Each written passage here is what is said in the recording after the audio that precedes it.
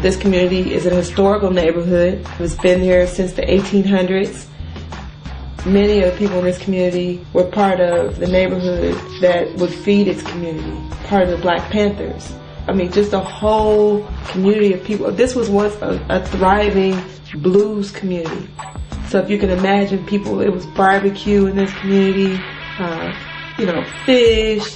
You could come down here and get, just any type of down home food that you want to get.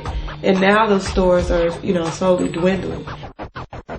But Oakland during the 50s and 60s was a mecca for Black people simply because of the jobs. People moved here in the 40s from the South because of the war effort and the factories that existed in the Bay Area for people to move to. And those factories ended up producing other things afterward.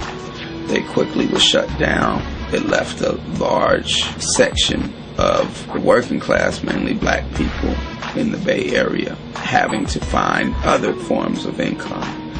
There hasn't been any big production jobs for Black people in Oakland for a good 40 years when plants started closing down and being moved to Mexico for cheaper labor.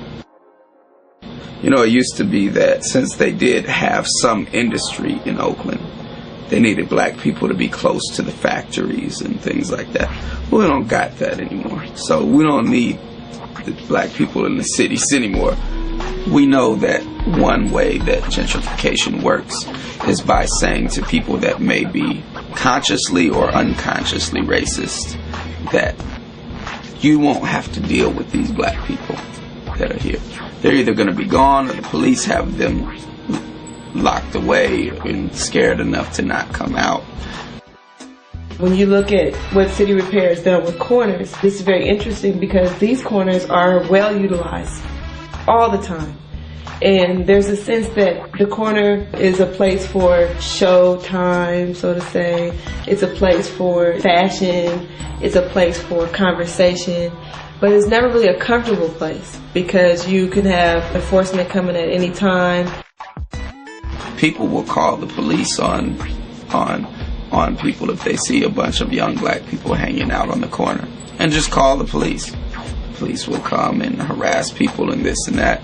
And even if nobody gets arrested for having things, after a while people are like, I'm not hanging out there.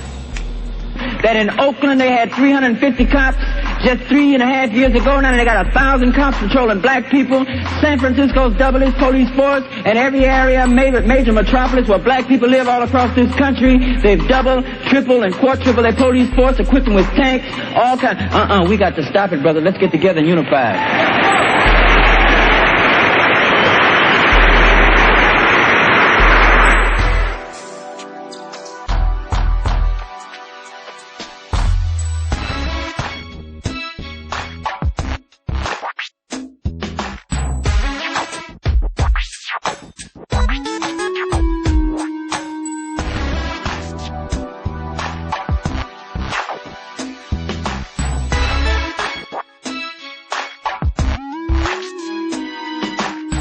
The first thing I thought was, seriously, it's like a new revolution.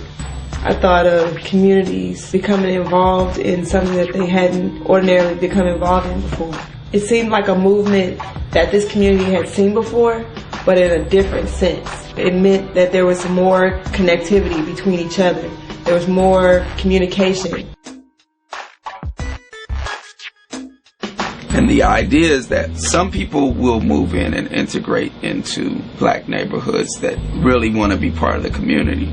But the way to fight this taking over of a neighborhood is to make art and make things where the neighborhood can congregate more.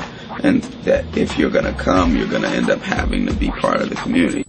So if we create art and create things that make more community, rather than just beautify the property, but beautify the ways that we can interact with each other, then that will in turn beautify the landscape and the property too.